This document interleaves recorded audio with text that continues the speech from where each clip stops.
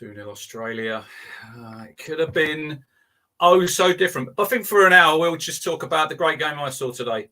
Essex at the Oval almost into the T20 quarterfinals. Almost managed to snatch defeat from the jaws of victory, but a 6 by Feroz Kouchi off the last ball. We were jumping about in the stands there. Anyway, welcome to Talking Cricket, everybody. I am your host, Rich. We have got a jam-packed show today. Obviously, loads to talk about from Lords. Anyone in the chat wants to put any questions in there for myself and the panel, it would be appreciated. But Gov says 1 hour max tonight. So last week we almost hit 2 hours. So we've only got 3 of us tonight when last week we had 7. So smaller panel. So plenty to chat about. Tonight I've got another debutant making his debut, but we've got Rob coming in and also John Wright making his debut tonight. Chat to him on Twitter. He's joining the team. So good evening, chaps. How are we all feeling? Evening. You're not too bad, thank you. Are we a little bit sore? Prickly. Yeah, I don't know. Well, I can see both sides of it, to be honest with you. I think England... we could go back to day one, and so we will cover what happened at the start of the Test match. But I think we have to obviously talk about day 5 today, guys. England went in this morning. Weren't favourites, were we? You know, everyone was hoping that Ben Stokes would produce another miracle, like Headingley in 2019, and he almost did, didn't he, John? Yeah, he did. He batted superbly. I think England's tail was sort of exposed when it the fact that he got Broad coming in at 8. Obviously, had the controversial decision of Bairstow with the stumping. Keep your powder dry. Keep your powder dry. We're going to come on to that and cover that in length. I know we've got some differing opinions. Yeah, but it's a case like we were talking, weren't we, just before Rob joined us before we come on, and it could have been so different. You know, we're 2-0 down. I've heard Ben tonight on TMS, Rob saying, obviously we've got to win 3 on the trot, which we've done. Pakistan 3-0, New Zealand. You know, it is possible, but it's got to be a bit of a long shot, isn't it, Rob, really? It is. And as you can see by my name, moniker, or whatever it's called there, 3-2 it'll have to be. We've played some really good cricket. And we've played some crap as well, haven't we? And I just think there's enough sort of hope there that if we can right a few wrongs, maybe look at the team selection a little bit of luck here or there, work out a bit of a strategy about what we're going to do about this ongoing short ball strategy. And I think we've got enough in the tank. It's not like the 90s or early 2000s where we think, you know what, we're going to get done here. I think, why not go and win it 3-2? I think, you know, going up to Headingley, there's going to be a bit of bad blood, isn't there? There's going to be a bit of energy. I'm in the Western Terrace on Sunday. Are you going? Going Sunday. We're going to be giving them all barrels. The boys will be right behind them. We've got some Yorkies playing. It's going to be a big one. And I think, you know, we like miracles at Headingley, don't we? So, get on with it. We'll get right on to the Johnny Bairstow, because I've seen Ben Wilkins there in the chat, Rob. Good player. I'm not withdrawing the appeal. It's out. Bairstow's fault. Right. So, it's the end of the over, isn't it, John? Cameron Green bowls a shit. If anyone's not seen it, go and watch it, because you've probably never seen anything like it. Now, he's ducked the ball. It's gone through to Alex Carey. Now, he's not attempting a run. I get that. But surely you are told when you are a youngster, keep your foot beyond that line. Wait till you get the umpire's called over, which I don't think he did. And he's wandered out the crease. Alex Carey underarmed it. He's out. Now, first, he's out. Secondly, should Pat Cummins, in your opinion, John, should he have withdrawn that appeal? No, I don't think he should have done. I think he was out. I think Bairstow, you know, shows naivety. I think they've said that he'd done it on previous occasions. I think 4 or 5 occasions he'd done it previously. So yeah, for me, it's total naivety on Bairstow's part. And I wouldn't expect Pat Cummins to withdraw the appeal. Obviously, they were a bit prickly after the start catch the night before, which again, if you actually look at the rules of the game, it was the right decision. But We'll come on to the catches in a minute because we've obviously got the Steve Smith one on. I think it's on the second. I want to talk about that as well, John. But it's like the Durrants say in there, John. Was the ball not dead? Well, I think it's a case of did the umpires call over? I mean, as I say, I think the key to the whole situation is that Carey's thrown the ball before Bairstow's actually moved. So, I think I mean, for me, it's the right decision. It's a bit harsh on Bairstow, but it's the right decision. And as I say, I think he's wandered out of his crease far too early. I mean, Stokes always makes a point of it, doesn't he? Stokes, he always does that bat thing with his bat, over elaborates, doesn't he? Bairstow's just rushed out, and I mean, everyone talks about spirit of the game. Spirit of the game's gone now. There's no spirit in the game, and I think a lot of the rules, especially of the long format, need to be changed. And it's clear that in modern sport now, spirit of the game counts for nothing. And as I say, I think England got the best of the start decision, obviously, and got the worst of the Bairstow decision. So it swings and roundabouts. Look, this isn't cricket on the village green, Rob, on a Sunday afternoon when you're having cucumber sandwich, right? This is the Ashes. It's the highest level that we play at. Yes. Right. So I'm totally with John. I think Johnny Bairstow, he's an experienced cricketer. It's not as though he's a kid making his debut. Even if he's a kid making his debut, you know what you're doing.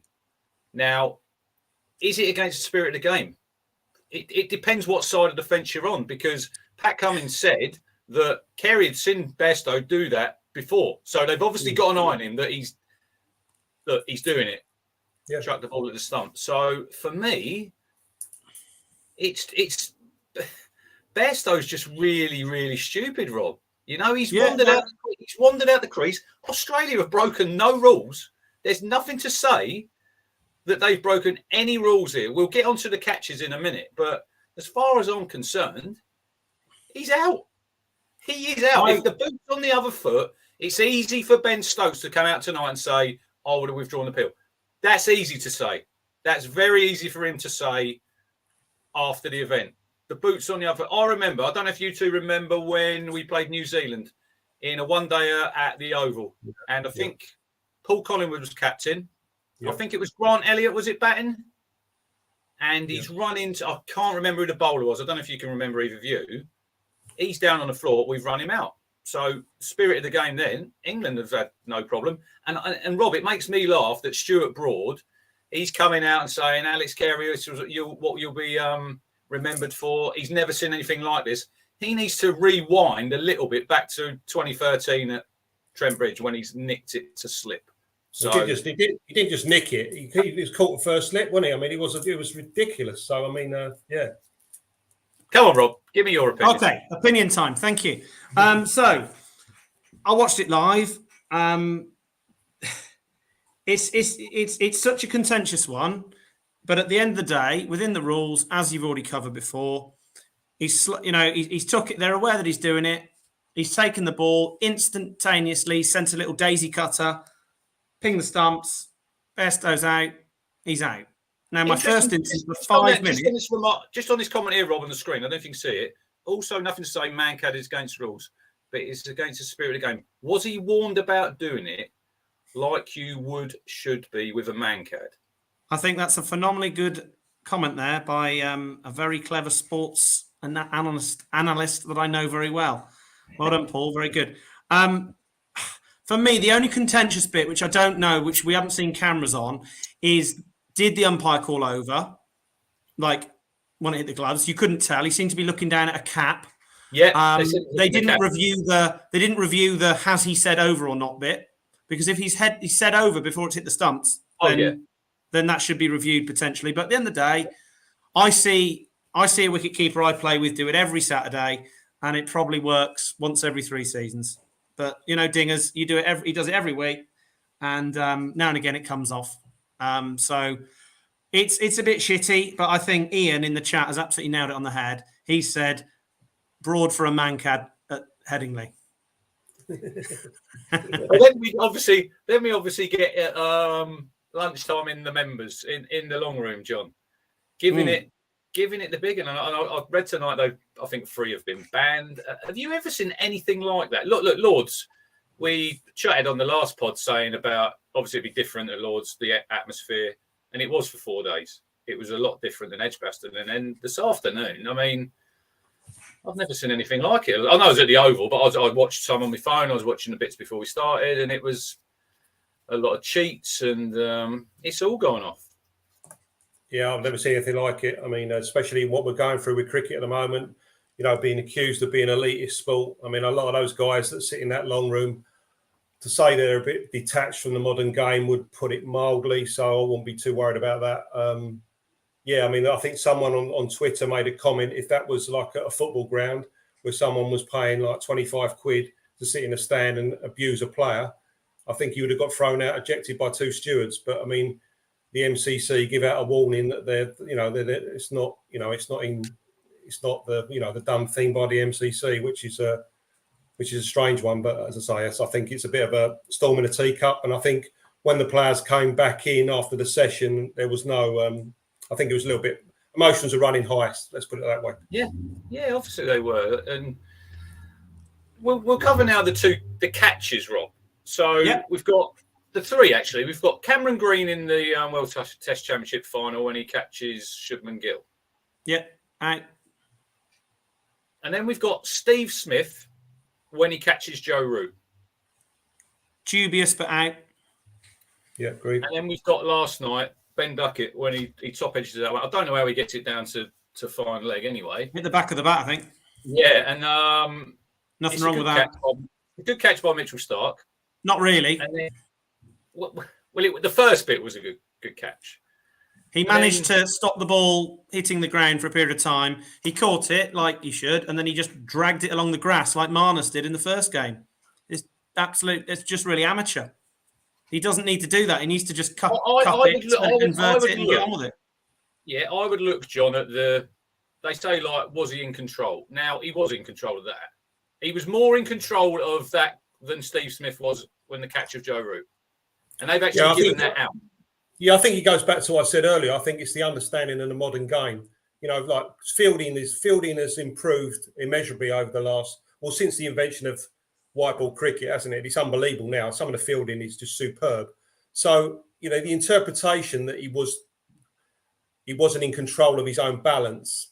Yeah, I mean, I disagree with that. I think he was, but the laws of the game say that was he, and the fact that he skidded, and NASA made the point, if he'd have skidded into the boundary, it would have been a 4 or a 6. So, yeah. I mean, I think there's something where the rules need, like the Mancad, the rules need to be looked at and changed to the way the modern game has developed. Because fielding has now, the fielding now has gone to a different level. So I totally agree with you. I think Mitchell Stark made a bit of a meal of that by rubbing the ball on the floor, which he didn't really need to. He needed to do it, didn't he, John? He didn't need to. He didn't need to do it. He could have rolled over or. Yeah, I think the modern cricketer who plays the game would say no, he was in control. But I think Erasmus was right. If you actually look at it, when he caught the ball, he was still moving, and he interpreted the rules correctly. The rules state that it should have been not out. But again, I think the rules need to be looked at. It wasn't the fact that Erasmus had made the wrong decision, and also a lot of the Australian players were giving grief to the umpires. It wasn't the umpire's fault. It was referred. If they had any beef, it should have been to Erasmus, right? Yeah, but it was quite ironic, Rob, when there's Mitchell Stark giving it the finger and it smiling away, and then about 30 seconds later, his face had like totally changed, hadn't it? It was great. Yeah, such is life. It like John said, it was just, you know, he didn't need to ground it like that. You know, he was sliding, but didn't need to ground it. Just turn your hand around. Ricky Ponting was last night saying, and I do agree with him. Sometimes when you see slip catches, Rob, are these players in control? Because they'll throw it up straight away sometimes. Now, shouldn't there? How long do you have to have the ball under control? Is there, like, say, 3-4 seconds? Is it 2 to 3 seconds? It might have been something they've looked at, but you're absolutely right. The famous one, of course, was Herschel Gibbs, wasn't it? 99. Yeah. Yes, when he caught Steve Waugh and chucked it over his shoulder before he had it. He definitely didn't have it. And Steve Waugh or Gilchrist, I think, or Waugh turned around to him and said, "You've just dropped the World Cup." Yeah. Absolutely right. Yeah. I think if someone throws the ball up, then they've done that because they had control of the ball. Agreed. Anyway, I don't do that, Rich. You'll be pleased to know, being as you asked, when I take a slip catch, I put it in my pocket. That's what I do. There you go. Right, let's go right back to the start. So I think if you look at this game, John, England, we've had the best of the conditions. First morning, overcast, lights are on. We've won the toss, and we've put Australia into bat. Agreed? I thought in that morning session we bowled poorly, but they batted with new ball respect. I mean, I think Khawaja's 17 for the whole of the first session paved the way for the likes of Smith and Labuschagne to bat with an older ball. And I think I'd love to have seen England in that position. If Australia would have stuck us in, I think we wouldn't have shown the new ball respect that Australia did. I thought we bowled poorly. I think personally we lost this Test match on Thursday afternoon when we were 188 for one. Yeah. Duckett and Pope were going at 5 or 6 and over. We had the field spread out. A Lyon had just limped off injured, was clearly going to be out for the season, out for the series. Yet we played some ridiculous shots. I mean, Pope's shot was a joke. I mean, Duckett's got. I disagree with you. I thought the execution was just wrong on that one. He should have hit it over the mound stand. Yeah, but we had them on the ropes. We had them on the ropes. We could have finished that day 250 for one. And I think you've probably seen a different result of the Test match. The fact that we were 188 for one and got bowled out for 320 was ridiculous, especially when Nathan Lyon's not bowling. I mean, it's proved that we've chased 370 there, right? And we fallen 40 runs short. Yeah, it just shows that without Lyon, we could chase a decent total. So if England would have got more runs in the first innings, and that sounds obvious, we'd have been chasing maybe 280. We'd have won a Test match. So I think that's where Bazball for me shows a little bit of arrogance, which I don't like. If you also look at the amount of extras we give away, I think we're nearly in 70. I think Australia's only 30. Right, Rob. He says about Bazball there. Do you think we'll go? Look, Australia batted well, 416. We done better that second morning. We bowled it. Look, they were 316, I think, for 3. We got out of jail there. They really should have got 500 plus. So we done all right there. But do you think a little bit of England, it's a little bit ego, Rob, that Australia know we'll keep bowling short, they can't help themselves? Yeah, I think we will change it a little bit. I think if there's a change to the team, we might come on to that later, mate. But I think just for me, the way Stokes last summer was the ringleader. He was the follow me, whack, whack, whack, run down the wicket at them, reverse sweep, everything, whatever. He led from the front with that attitude. But if you notice yesterday, he just dug in. He left the short ball alone and just actually showed him, let's have a think about it. Let's come back with a strategy. And it is very much, we'll leave a lot of this short rubbish alone. And then we'll tuck in as and when they're coming back for third, fourth spells and they're tired. I think they'll change their approach. I think we'll still go hard at the top. I think the top 3, 4 will probably still go hard. And then when they go the short ball strategy, they'll have a think about it in the week. I think they'll go about it differently. And then maybe go after their fourth bowler, whoever that is. And again, them coming back for longer spells because they all run in, don't they? Big, tall bowlers. I think it'll be a bit more of a longer strategy with it. I think there's potentially going to be changes in the bowling as well. So definitely have a think. Stokes, chucked it all around. Last year, dipping, going for it, going crazy. But he showed, didn't he, today and last night? Just actually time for a bit of proper Test match cricket, bit of mixed, bit of like I said with the team. I said last time they always wanted Crawley. They were never going to get rid of Crawley. Duckett was bit of a 50-50, but he's absolutely come off. They know the players they like. They're not going to change how they go, but just a little bit of an angle on this short ball policy. I think you hit the nail on the head there, John, about the batting. We probably lost this Test match an hour on day 2, and then probably the hour on day 3 at the start when we lost. Was it 6 for 46? Other than that, and if you look at both these tests, Bazball's split an opinion now. It's like we can't play but then we did win. Was it 11 from 14? And I would always say, just remember where we've come from. We had 1 win in 17 under Joe Root. So we've changed it up. It does need to be just tweaked a little bit. But getting on to Ben Duckett, John, do you think this Test match is a coming of age to him? Because he had a few question marks after that first Test, and he's got what? He got a 98 and he got an 83, and I think he's probably set himself up now for the rest of the series. Yeah, I like him. I thought Australia would probably feed his go-to shots a bit more, like the fact that he, a lot of his runs come square of the wicket. What you said earlier about the pull shot. I mean, as I say, him, Root, and Brook that evening. I mean, Brook. I mean, some of the shots that Brook played were just unbelievable. I mean, I don't know if you remember the ball that Green bowled to him, that he basically played a baseball shot, and how it missed the stumps, I never know. I mean, if he'd have been castled by that ball, he'd have been absolutely cast. He'd have absolutely strung him up. I did say, John, when I think it was after the Pakistan series, and he done look brilliant. Harry Brooks had a fantastic start. Yes. I think he's nearly got 1,000 runs in 11 tests. Yeah. I said then the Aussies will bomb him. Yeah, and if you see how he plays the short ball, I mean, his dismissal on the first, I mean, he's got Major League Baseball. They've got the sticker on the back of his bat. He's getting it every time he comes in now. They're going to bang, bang, bang, short, and then probably throw one up there. If Stark's playing, probably full. And look, he did get a good ball second innings, but the first innings dismissal and like some of the shots. I mean, sitting here watching it on that second day, I could not leave the sofa. The hour was absolute madness from everybody. Ben Duckett, Root, the best player probably England's ever had. 2 for 10. He got away with one, and then he's still doing it. So I don't want England to change how they're playing. I know they'll probably have a talk like you said, Rob, but they just need to just be a little bit smarter in them certain moments. Yeah, listen. Going back to Duckett, I like Duckett, but I think his comeuppance is going to be that. I think there was a stat that someone gave out that he's left about 10 balls in his whole Test career. I mean, I think that's going to come back to haunt him. Did he do a leave this morning, a proper leave? And I think he did. I think he might have done. We've got an Australian. He's coming in.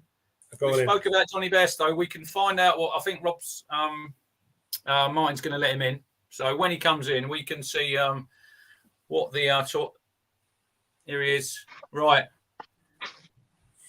Nathan, how are we, Jen? How you doing? You right? I'm all right. Right. We spoke about Johnny Bairstow. We spoke about Johnny Bairstow. We've given our opinions. What is the chat in Australia this morning? What time is it down there? It's 6:20 here at the moment. So I haven't really seen too much press about it, other than jumped on YouTube and had a look and been over it a few times. And I was actually listening in for the first 20 minutes of your show there, so I've heard what you guys have had to say. It was out, as you guys said. Stokes in his press conference said straight up, first thing is it was out, and I think that's all that he needed to say about it. I was listening to, I think Ricky. It was either Ricky Ponding or Mark Taylor said that Bairstow actually threw one at Warner stumps on day one, and it obviously didn't result in a wicket. But they've withdrawn their appeal. If that had been out, like you said, it's easy to say when you're not the captain in charge.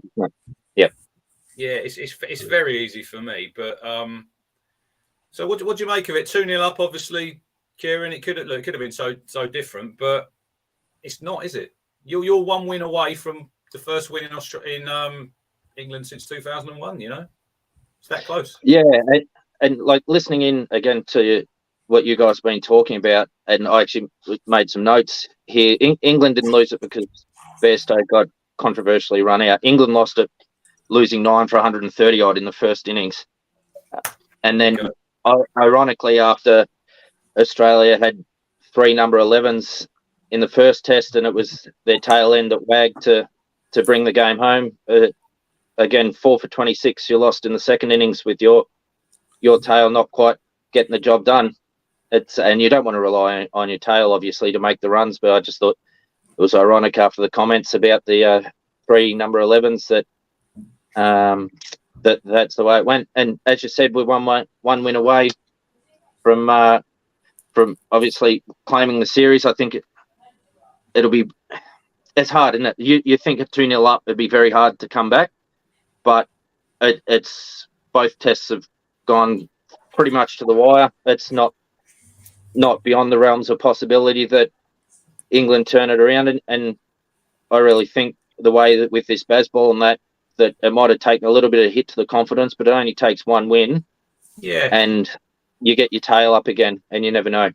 Yeah, I think, look, we're all disappointed now we're 2-0 down, and people are saying we can win 3-2. I think we just have to pump the brakes a little bit, Rob, and just one game at a time now. It's no good looking at the Oval, because we've got Headingley next, and we have to win, don't we? We have to win the next game.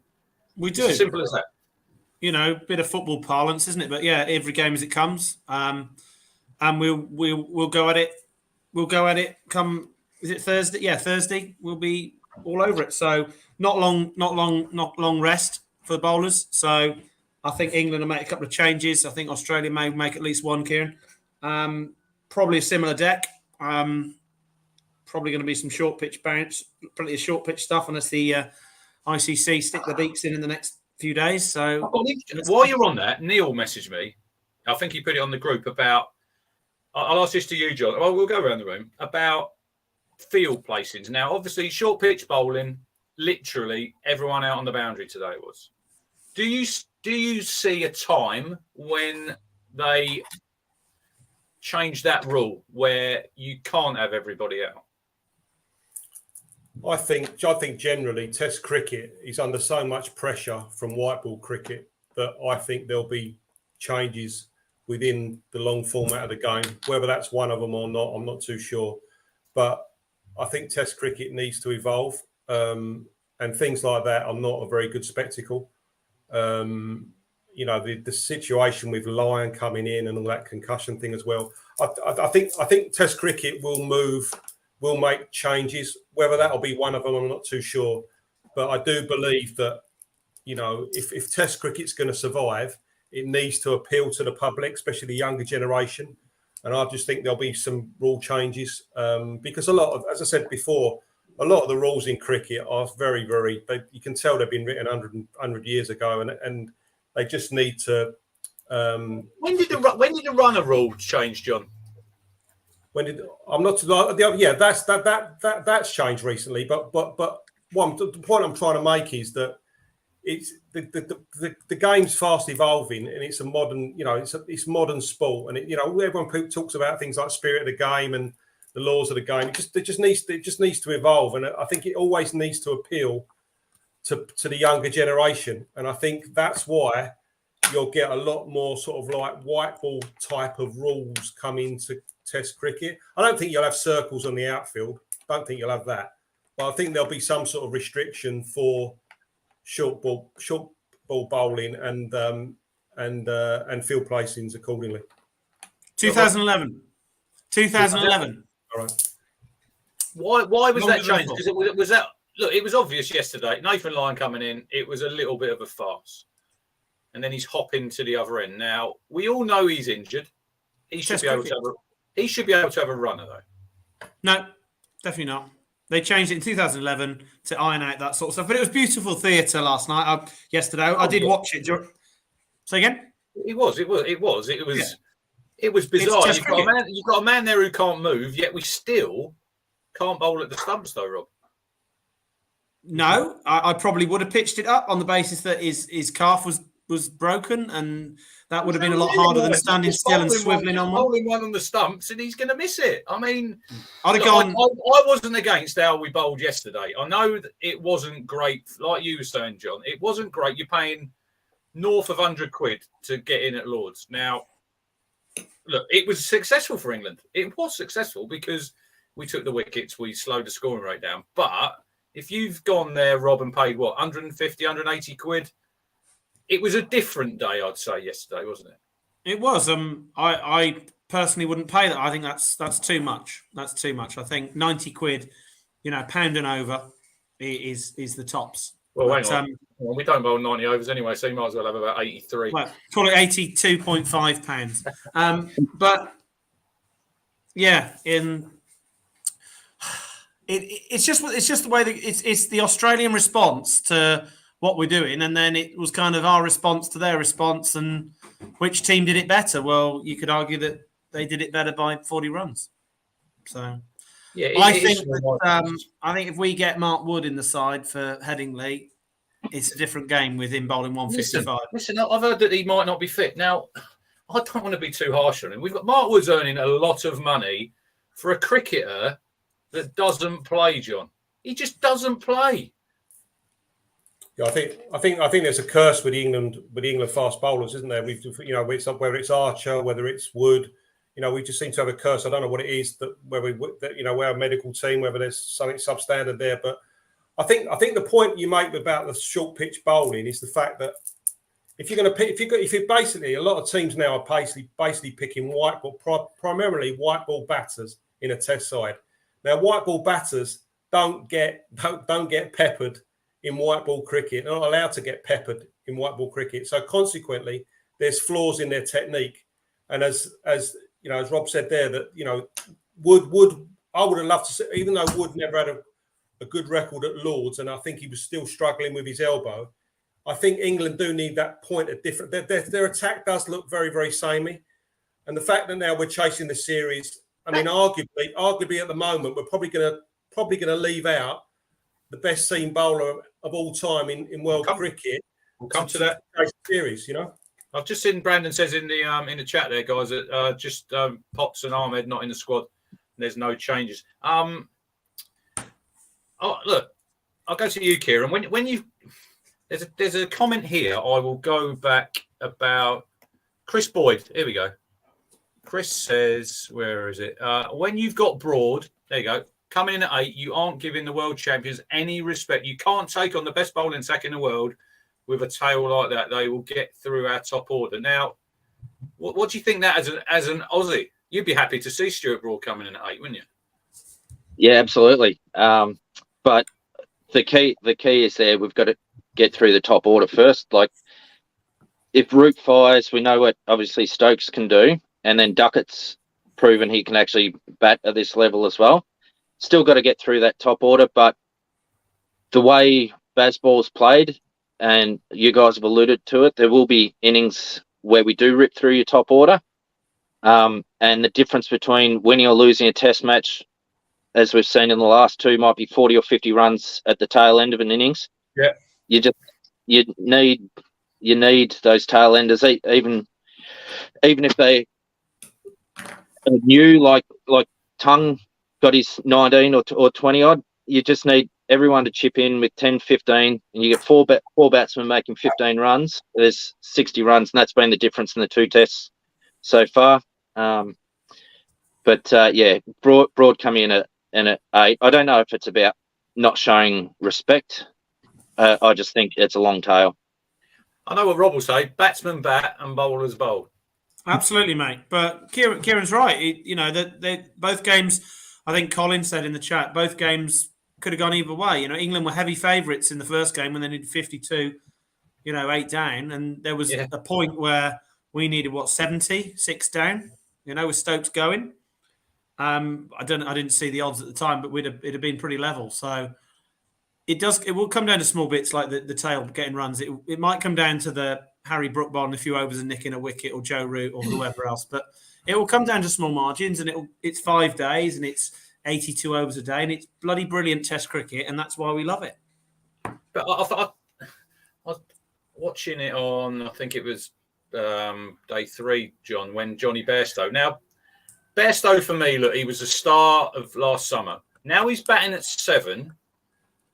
There's the strong possibility of him being marooned on about 15 not out, because the tail look, they're not going to change the wicket keeper. I know they're not. It's going to be interesting with Ollie Pope, John. I don't think he'll play Willie at Headingley with his shoulder. I'll be very surprised. What do we do there? Who comes in? Does Dan Lawrence? He's the spare batsman in the squad. Does he just? Well, I think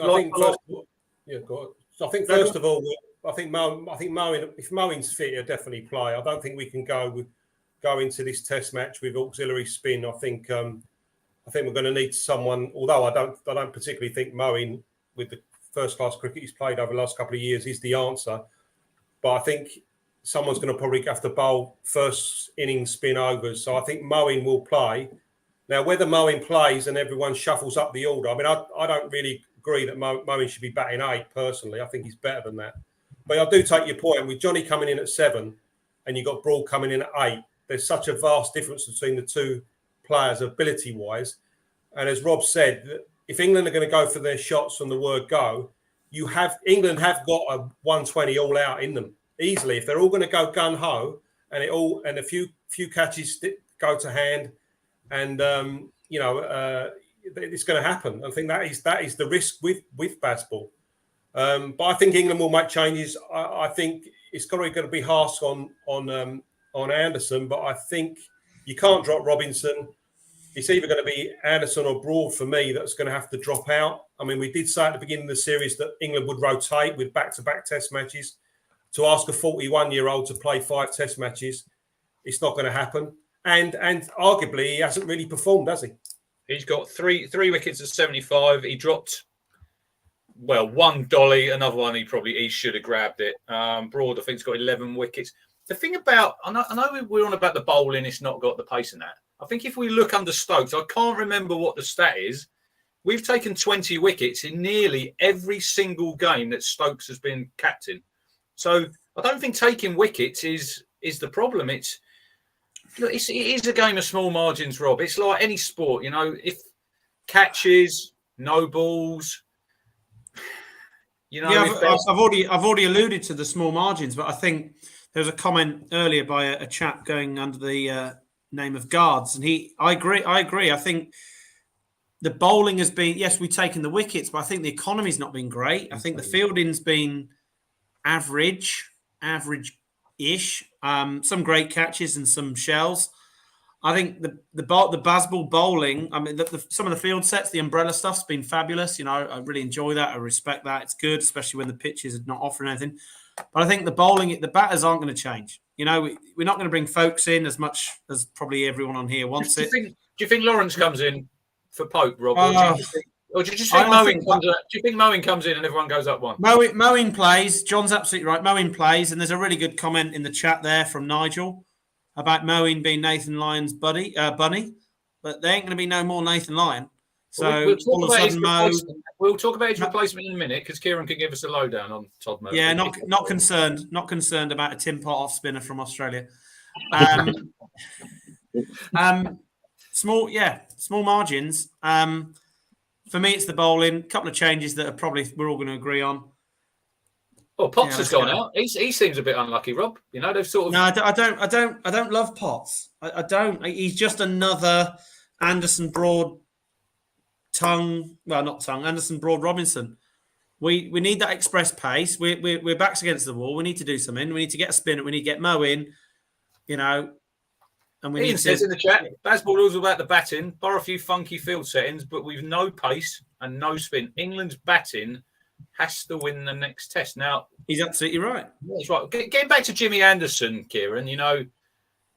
He's nearly 41. Now, I was talking to a mate of mine saying, look, it would be great, wouldn't it? Jimmy wins the Ashes at the Oval, off into the sunset, retires. Now, romance in sport, right, doesn't happen. Look, you obviously see it when you beat us 5-0 in 06, 07, and Warren, McGrath, I think Langer, all retired at the same time. But other than that, it doesn't happen. Now, as an Aussie, do you think he's at the end?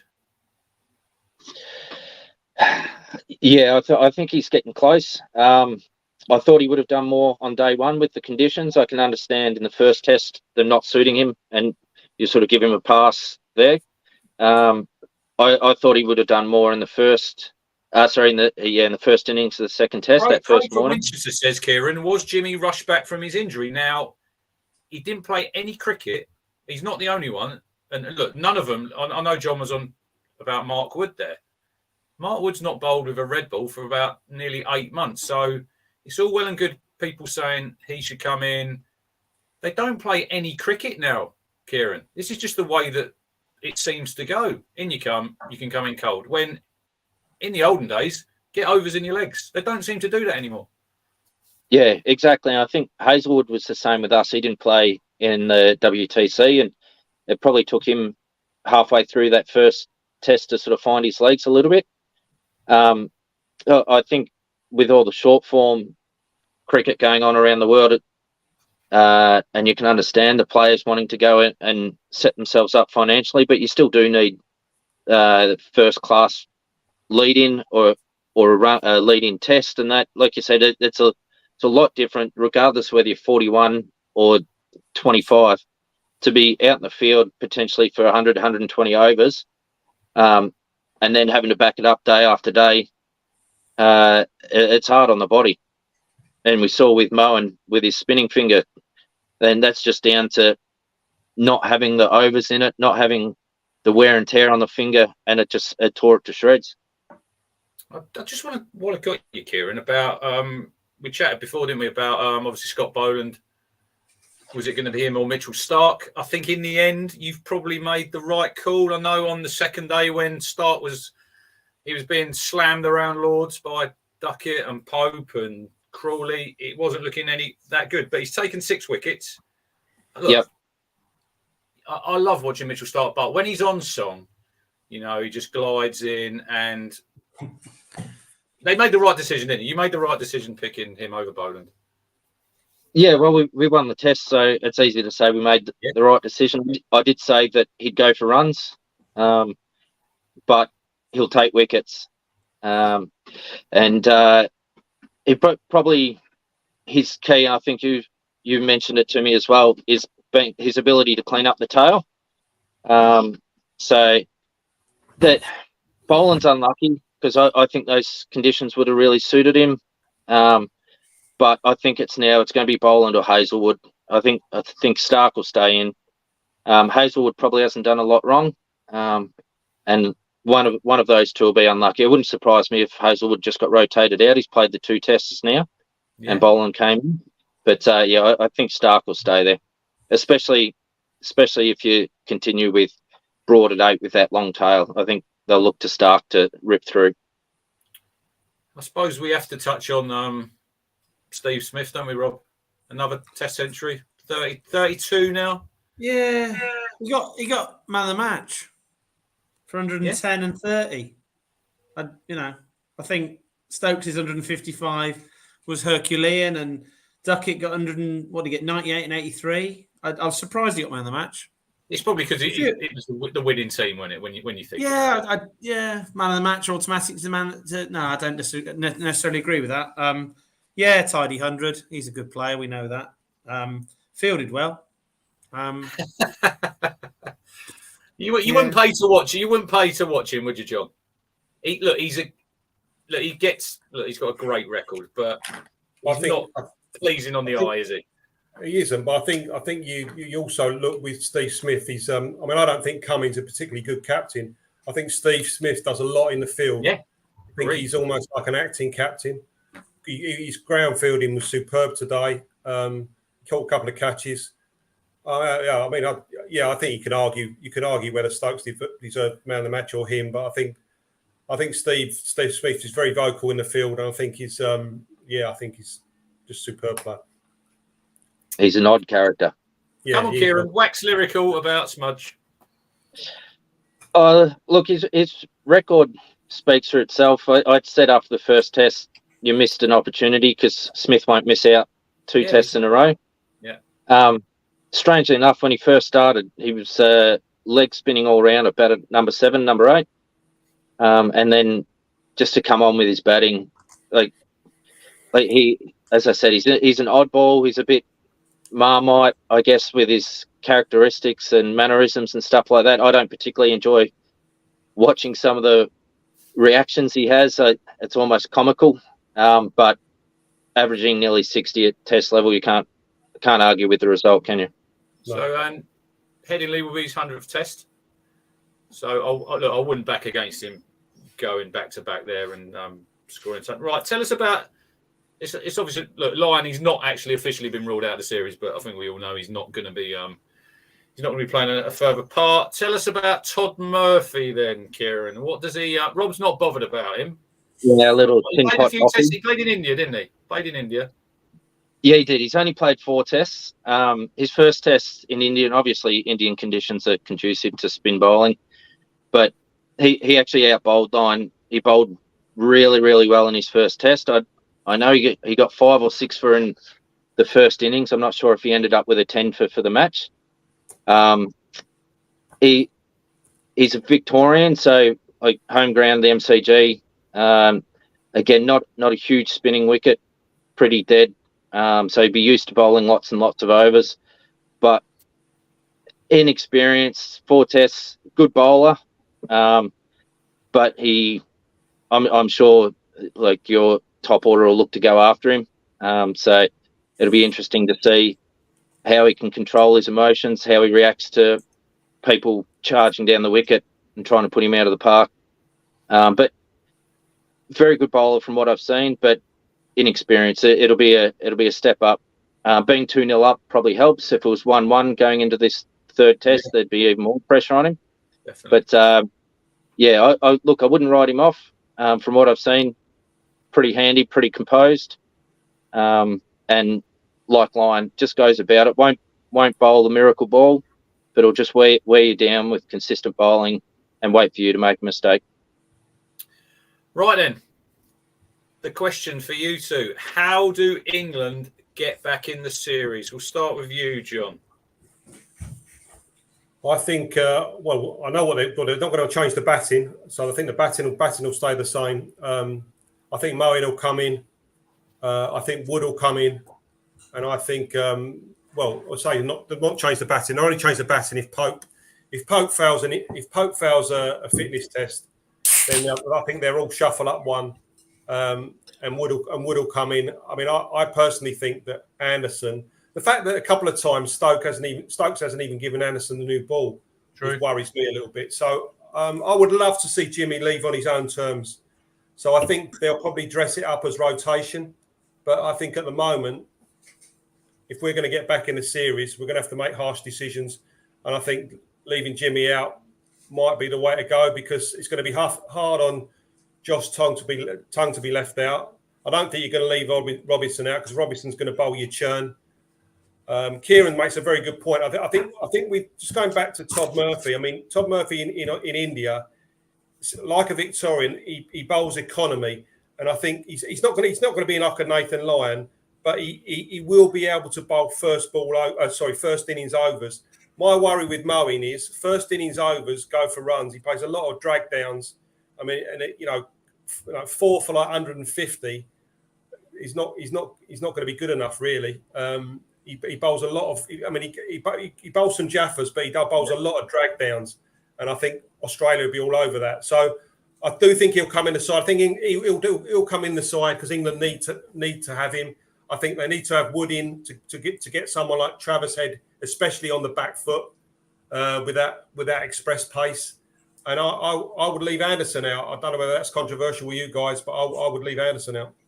Yeah, I think at the minute, John, he don't really merit his place, does he? When he's got 3 wickets at 75s, and Tongue had a good game, didn't he? Robbie played well. Broadie's got 11 wickets. He's leaving Worcester, don't he? Is he off? He's going. Right. Just what John said there about Mo. Now, do you think, Rob, this England team is always better chasing?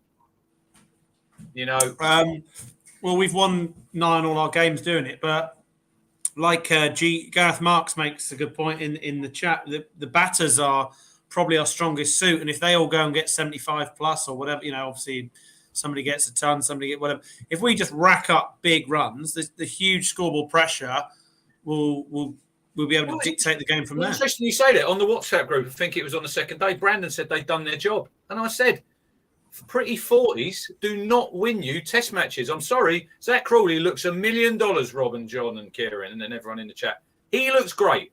He's got to 48 at a run a ball, and then he just runs past a little off spinner and gets stumped. I mean, you've done the hard work. You've got in, Rob. Go big. Yes, please.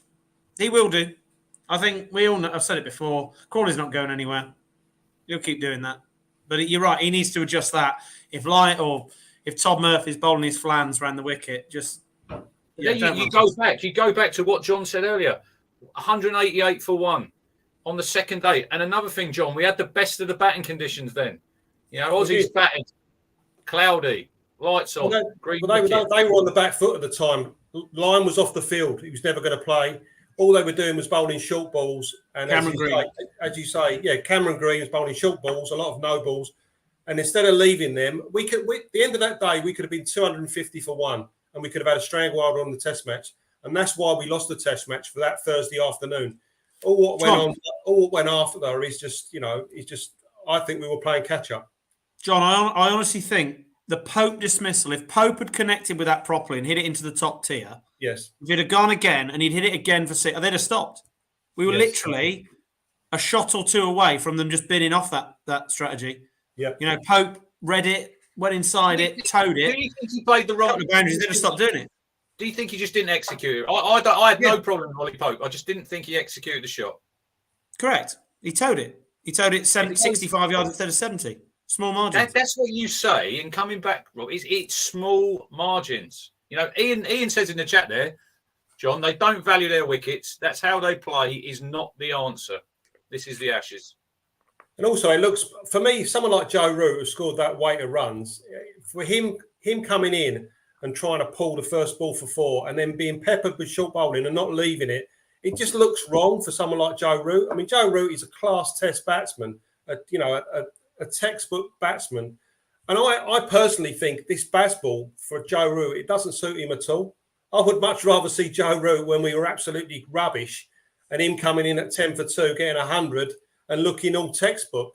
I just think, listen, he's a class player, but I just think it just looks wrong for me. I would much rather Joe Root in that situation when Pope got out to come in, play a normal innings, get himself in, leave all that short stuff, and then be there at the close with Brook or whoever. But I just think that's where we lost the Test match personally.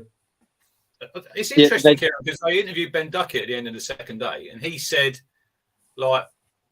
his answer to the short bowling was, we wanted to attack, and we don't want to give them a victory. Well, they took 3 for 30, I think, in that spell. Now, strange comments. As an Australian, what do you think? Is it? I don't know if you were with us when I said, to me, it's a little bit of England's ego gets the better of them, Kieran. Yeah, and I agree with that. Speaking the Australian commentators in, I think, the lunch break or a tea break, we're talking about the Australian short pitch bowling and the way the English were playing it. Bowling short is hard work for the bowlers, especially with Lyon out. All England had to do was probably duck and leave for 2 or 3 overs, and the Aussie bowlers would have gone, well, this isn't working and I'm just using a lot of energy. Instead, they invite the short pitch bowling by taking it on and playing silly shots or bringing the field into play there. And as a bowler, you start sniffing it. You have that little bit of extra energy, and you're going to keep bowling short and keep inviting those shots. Whereas, like they said, 2 overs of just ducking under it, letting it go, letting the bowlers wear themselves out, and they have to come up with plan B or plan C. What about to bowl Travis Head, Rob? Yeah, pretty rubbish, wasn't he? We gave him a couple of wickets, didn't we? But So if he's taking wickets, look out for Todd Murphy. Mate, Kieran, I hear you, but I just don't buy into the whole off-spin vibe. I don't rate Mo. I don't rate any off-spinners. Especially, I was giving an LBW to one today, missing leg. Fuming. It's interesting. You say about seeing off the short ball, John, and I think they said the second session yesterday, 98% of the balls were short. Yeah. Who's bowled the 2%? Yeah, exactly. Yeah. No, it's interesting. As I say, I don't know how this is going to play out for the rest of the series, because, as I say, with Lyon in the rest of this series, from an Australian perspective, would bowl a lot of overs, wouldn't he? Especially first innings overs, because even when it's not conducive to spin, he does bowl. He can bowl churn, and he can keep it fairly tight. He goes around the wicket as well, doesn't he? Yeah. So England haven't got that. I mean, Moeen isn't that type of bowler. Moeen's not going to contain. Moeen's never. I don't know what Moeen's economy rate for his entire Test career, but I imagine it's quite high. Even though he's got 280 Test wickets, a lot of them have been bought quite. He does go for runs. So I think that'll be interesting, really interesting, because it's how they go. I think you're right. I think there will be a lot of short pitch bowling for the rest of the series. Yeah. So let's have a little bit of women's chat, Rob. Not going great. The women's Ashes went down last night at Edgbaston, didn't we? It was tight. Great game on. They were always great winning game the last Aussies, weren't they? They were always winning Australia. Maybe could have done without that big shoveled six off the penultimate ball of the 19th. Yeah, didn't help. I'd have bowled Eccleston the 19th. Yes, I would have done as well. Yeah, really would. They were just quickly in the WhatsApp group last night. Neil's quite scathing of Heather Knight. He said she's a poor captain, Rob. What do you make of them comments? He was right I think I agree with Neil. She got it wrong. Sorry, gone a bit dark. Where are we going? Where are we taking us? Oh, you're there. Yeah, she got it wrong. I'd have bowled Eccleston. I think most people agree with that. Left her too much to do in the last over, didn't it? So, but batting wise, 150, yeah, probably 10 or 15 light. Jones did really well, didn't she? Absolutely teed off. But great atmosphere, loads of people there. Loads of people, probably their first game of cricket, enjoying it, getting the bug. We love it. All good. I think they're at the Oval next on, is it Wednesday night? Next T20? I think that's the next one in the series. Any other business? I'd said to Gov, we've got 4 minutes, so we'll stop on the hour. Any other business, Kieran? What are Australia going to do to go 3 up? Just continue how they're going? Yeah, I think they'll just continue. I think England need a spinner, regardless of the conditions. On that first morning, the first day, there when things weren't going their way, they just needed somebody that could come in and break it up a little bit. I'd keep Tongue in. I thought Tongue looked pretty handy, just that extra yard of pace. Yeah. And I'd definitely bring Wood in. If Wood's fit, you just need somebody that can rattle a few cages. Any other business, Rob? Yeah, I was hoping Brandon was about, really. Right. So, yeah, tell us what happened then. You got a little bit of dirt on Brandon. I know he's not here, but we can give him some stick in the WhatsApp group. He's not here to defend himself, but obviously Haverhill's second. You can go all in on him. He's let me down at the last minute. I can't do tonight. Give it to him. Brandon plays for Great Bromley, an up-and-coming club, a small little village club doing okay, and they played against our second 11. And apparently he snicked it, didn't walk, and then eventually did. Dished out some shit banter and wore some very tight trousers. And the banter in question was he said to our 14-year-old number 6. 14-year-old? 14-year-old number 6. He's a good player, H. Ford. He apparently Brandon said to him, bowl him a piano and see if he can play that. Oh, he's got to have better banter than that. That's dreadful. That's terrible. And the lad then top scored with 39. So cheers, Brandon. What was the end result then? Doesn't matter. It's not important. It's not important. No. What about your game? Won. What about your game? Good game. What do we get? Braintree got 250. We were probably just 2 wickets behind the 8 ball, a bit like England today, to be honest. We were 150 odd for 8, and then managed to put on 90 odd for the last 2 wickets, and won in the last over. Huge scenes in Division 2. By 1 wicket. 1 wicket win. Yeah, we've had two wins by 1 wicket, and a win by 2 runs. So we're clinging on, but in Big Juicy we trust. Just quickly, Saturday. We got a big game on Saturday against Elmstead. Get yourself down there. Elmstead Market. Are they Elmstead Grasshoppers? That's the one, mate. I think I played against him back in the day. Just quickly, John. West Indies will not be at the World Cup. Yeah. Sad. Very sad. Well, not really. I mean, as I say, I think that if you look at West Indies international cricket, I mean, they're very mercenary, their side. I mean, their side on paper is very, very good. But it's just a sad demise of West Indian cricket, isn't it? That the test side are appalling.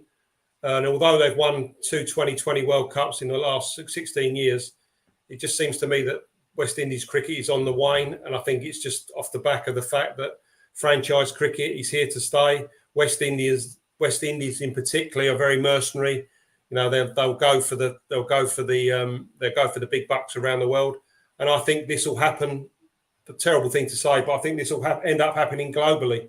I think you'll end up England players. I mean, I noticed that Josh Butler has been offered a similar sort of contract by the Redstone Royals. 4-year contract. So, yeah, exactly. To play for all the Redstone Royals global franchises, and I think that's going to be the modern way, that players are going to put their families and their careers first with getting ridiculous sums of money, and I think it will see the end of bilateral international cricket. I think international cricket, from a white ball's perspective, will just end up being World Cups. Yeah, it's interesting you say about it. I see Jason Roy played today. He's not played. He's obviously off to the States, I think. He's going to take part in their league. Interesting fact today, Rob. Jason Roy was dismissed by his cousin. Do you know who that is? Plays for Essex. I'm not sure. Go on, tell me, mate. Jane Snater. Dismissed. Yes, that's right. Family bragging rights at the next barbecue. Quickly before we go, Ian in the chat says 2 Saturday wins for us, and we won today. Last time that happened, Derek Pringle was England's best all-rounder. He wasn't a bad player, was he, John? No, it's a good player. I started going to watch Essex down at Chelmsford. He was playing, and Neil Foster, and he was all right. What was the wicketkeeper? David East. He was good. Yeah. Gauntlets. Anyway, any other business, Kieran, before we wrap up, mate? You'll go back to work? Yeah, back at work. No, like I know it's 2-0, but I've enjoyed both tests. They've both gone right to the wire. Just won 2-0. Come on. I know, but the standard of the cricket's been good. They're not innings wins. They're not over in 3 days. Take the gold and green glasses off. They're just good test matches, aren't they? Yeah, look, I did say quickly before we go that I think we really did need a close Ashes series, for like all these franchises popping up around the world. And this is why, John, I think we and Rob and Kieran, we really do need for the series England to win at Headingley, because if it goes 3-0, well, it's game over. And there's a lot of casual cricket fans out there probably only tune in for the Ashes, and they'll be saying, "Oh, same old England." And it hasn't been a 2-0 whitewash like it has before. It's been really, really close. But top level sport, guys, it is all about the W at the end. We haven't got one yet. Aussies have got 2. We will be back hopefully next Tuesday. We will do another pod after Headingley. Thank you for Kieran for popping in. Thanks for John. Brilliant debut. Hopefully you'll come again. Rob, brilliant as always. Thanks for everyone in the chat. And we will see you next week when it will be 2-1 to Australia. See you next time.